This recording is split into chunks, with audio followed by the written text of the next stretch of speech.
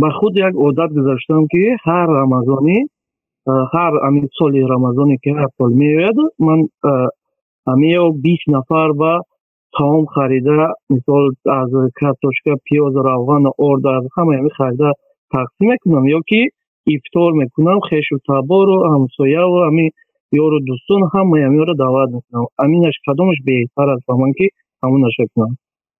کدامش برای فقرا بهتر باشد، کدامش برای مسکین ها بهتر باشد.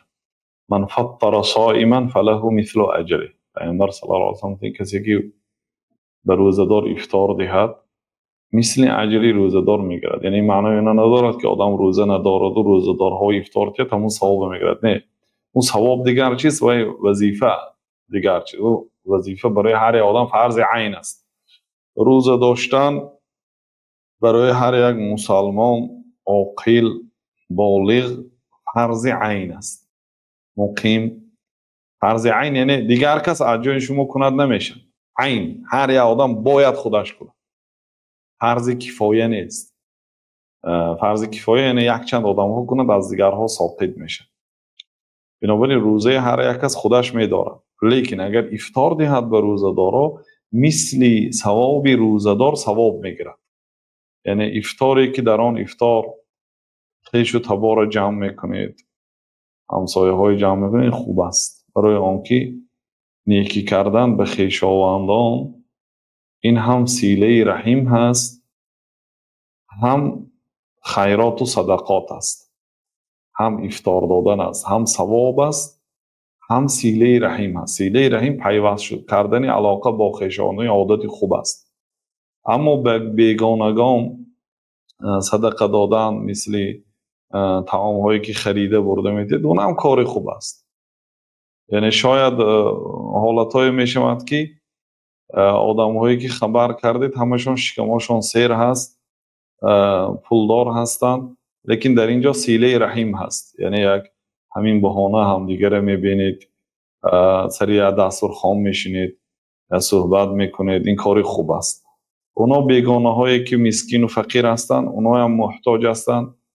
یعنی اینا همش کاری خیر است. آدم کاری خیر کردن میگیرد نمیداند که کدام کاری خیری او سببی وارد شدن او به بهشت میشه. یکی از علمای نحو، عالمای معروف که کتاباشون در دنیا هر یک کسی طالب علم و هر یک عالم کتابی اونها میخواند، مشهور کتاب ها داشتن آیدی علمی نحو و گراماتیک.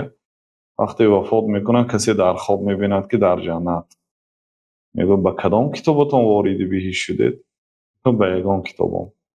این کتاب ها شهرت پیدا کرده، یعنی آدم ها شناختگی به واسطه همین کتاب مؤلفشه.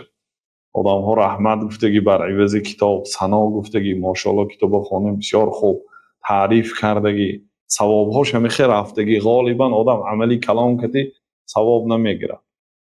بعد گفتیم که خیلی به کدام عملتان وارد بهشت شدید؟ میگم بعض پیرزنهای محله سوره فاتحه تعلیم داده بودم، سوره فاتحه شون اصلاح کرده بودم.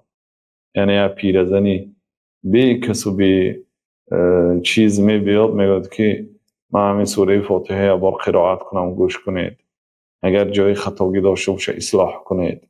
اون اصلاح کرده بودم میگم و هیچ کس دیدگی هم نیست. همون سبب شد که وارد بهشت شدم. بنابراین برادرای عزیز کارهای خیر کردن میگیرید، در همش خیر است. این هم خوب است و همش کنید امکانیت باشد.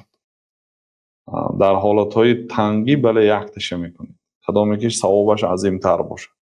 ما گفتیم که نیکی کردن به خویشاوندان این هم سیله رحیم و هم صدقه است، هم خیرات، اینش ثوابش بزرگتر است. لیکن با دیده میشه وضعیت او بیچاره نانی خوردن نداشته باشد، بعد در همین معرکه ها هم اسراف نشود، خوب میشه. مثلا افطاری میدید 3 تا طعام ندید، 3 تا طعام یا 4 تا طعام، جزه، بروغنی دنبه، گوشت گوسفند، سمبوسه، شوربا، آش.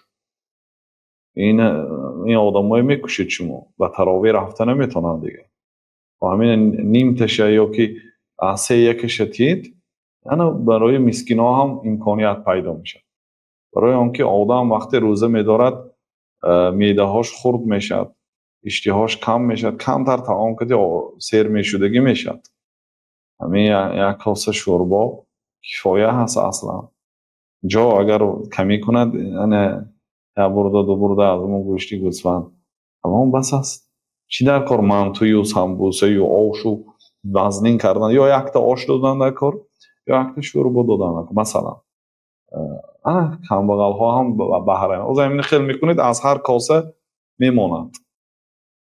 بعد احتمال است که مثال همون اسراف شود.